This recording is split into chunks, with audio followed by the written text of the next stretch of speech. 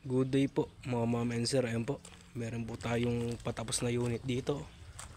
4HG1 na inline po yan, na NPR 2024 model po. Ayan po, lalagyan pa po natin ng sun visor rin, tsaka windbreaker, tsaka po chrome po ang bumper yan, tsaka po mga pisngi.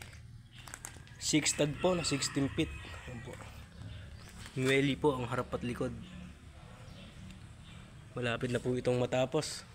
Ayan po yung mga gulong nya, mga bago. Aluminum sidings po, balot po ng stainless. May hagdan na din po yan, lalagyan po natin na hagdan.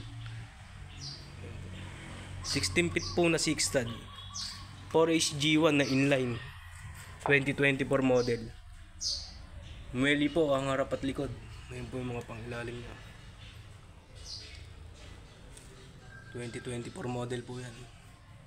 6 stud, paralings po nya, tsaka additional po 304 na stainless po yan.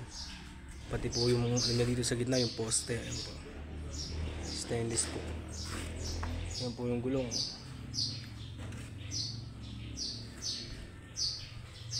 4HG1 na inline 2024 model.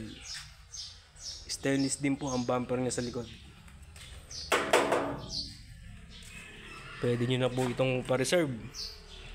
Cash o financing, pwede po tayo.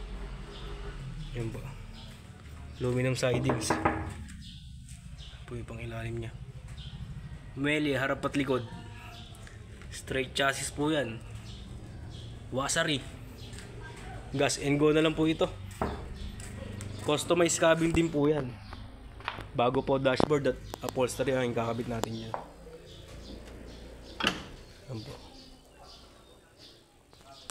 16 feet na 6 stud, 4HG1 inline. Suso Elf na NPR